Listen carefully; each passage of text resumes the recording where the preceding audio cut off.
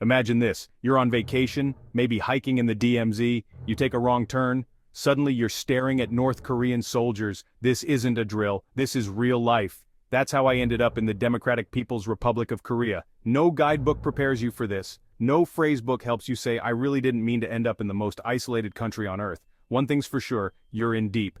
Panic sets in. Your phone is useless, no Google Maps, no emergency contacts. You're cut off from the world you know. Welcome to North Korea, where the unexpected is the norm. Your heart pounds. You're an American, the supposed enemy, in a land shrouded in mystery. This is no longer a vacation, it's a fight for survival. The Demilitarized Zone, or DMZ, is one of the most heavily fortified borders in the world. It's a place where the tension between North and South Korea is palpable, a no-man's land that stretches for miles. Signs warning of landmines are a constant reminder of the dangers that lurk beneath the surface. It's a place where one wrong step can have dire consequences.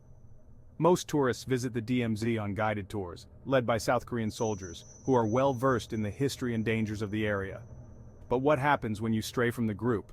That's exactly what happened to me. I decided to explore a bit on my own, thinking I could handle it. I was wrong. It didn't take long for me to realize I was lost. The familiar landmarks disappeared, and I found myself in uncharted territory. And then, I saw it. A barbed wire fence with a North Korean flag fluttering in the distance. My heart sank. I had crossed into North Korea.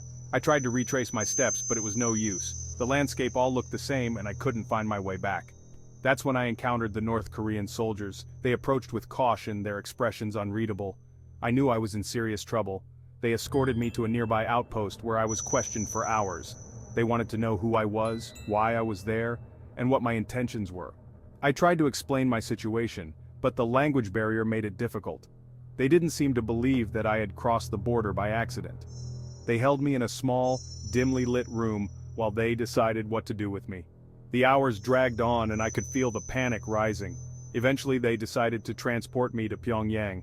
I was under guard the entire time, and the journey felt surreal. I couldn't believe this was happening to me. Arriving in Pyongyang was like stepping into another world. The city was bustling, but there was an underlying tension that was impossible to ignore. I was taken to a government building for further questioning. The officials were stern, and their questions were relentless. They wanted to know everything about me. I did my best to remain calm and cooperative, but it was difficult.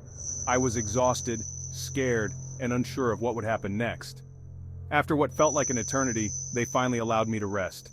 I was escorted to a small, sparsely furnished room where I would be staying. It wasn't much, but at least it was a place to sleep. As I lay on the bed staring at the ceiling, I couldn't help but think about how I had ended up in this situation. It all felt like a bad dream. The next morning I woke up with a mix of fear and determination. I knew I had to find a way out of this, but I also knew it wouldn't be easy. I was escorted to a meeting with a high-ranking North Korean official. He was stern, but not unkind. He listened to my story and seemed to consider my words carefully. I explained my situation as clearly as I could, hoping for a resolution. I emphasized that my crossing into North Korea had been a mistake, a result of getting lost in the DMZ. The official nodded thoughtfully, then spoke to me in a measured tone.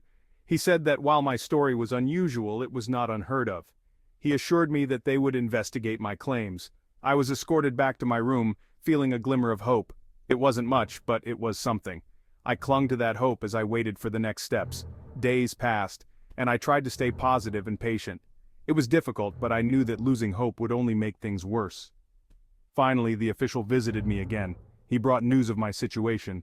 They had verified my story and were willing to release me, but there were conditions. I listened intently as the official explained the conditions. I would be escorted back to the DMZ and handed over to South Korean authorities.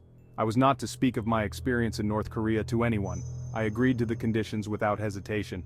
The sense of relief was overwhelming. I was finally going to be free.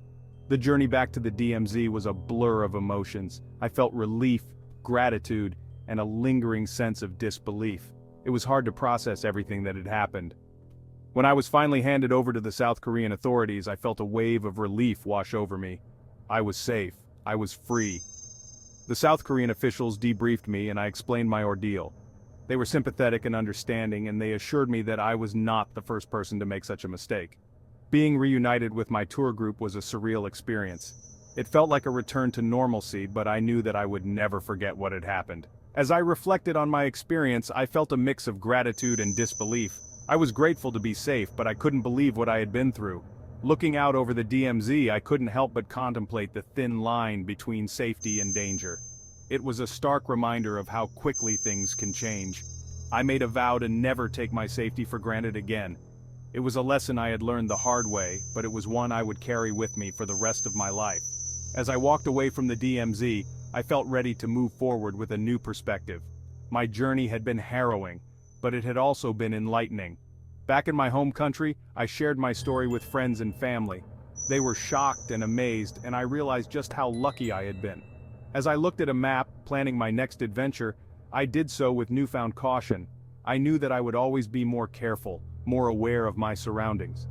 Despite everything, I felt a sense of accomplishment and growth. My journey to North Korea had been unintentional, but it had taught me valuable lessons about resilience, caution, and the importance of staying calm in the face of adversity. Closing my journal, I felt like I was closing a chapter of my life. It was the end of one adventure and the beginning of another.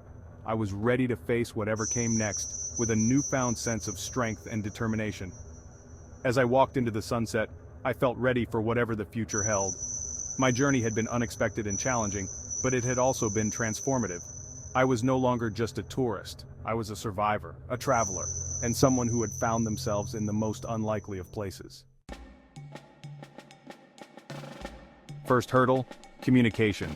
Imagine landing in a country where the language is not just different but completely alien. The characters on the signs look like intricate art pieces, and the sounds of the language are unlike anything you've ever heard. You try to ask for directions, but your words are met with blank stares. You pull out your translation app, but it only gets you so far. The locals are polite but distant, and you quickly realize that without a solid grasp of Korean, you're navigating a maze blindfolded. Unless you're fluent in Korean, you're screwed. The menus in restaurants are a mystery, the signs on the streets are indecipherable, and even the simplest of tasks become monumental challenges. You might think you can get by with a few basic phrases, but the reality is far more daunting. The language barrier is not just a hurdle, it's a wall, and this wall is high, thick, and seemingly impenetrable. English? Forget it. Locals avoid you. It's not just that they don't understand you, it's that they don't want to. The political climate has instilled a deep-seated wariness of foreigners. You're not just a tourist, you're an outsider, a potential threat. The locals have been taught to be cautious, to keep their distance. So when you try to strike up a conversation in English, you're met with avoidance, if not outright hostility. It's a lonely experience, making you feel more isolated than ever. You're a walking question mark, a symbol of everything they're taught to fear. Your presence raises eyebrows and invites scrutiny. You can feel the eyes on you, the whispers behind your back. You're not just lost in a physical sense, you're lost in a cultural and social labyrinth. Every step you take feels like a misstep, every interaction a potential minefield.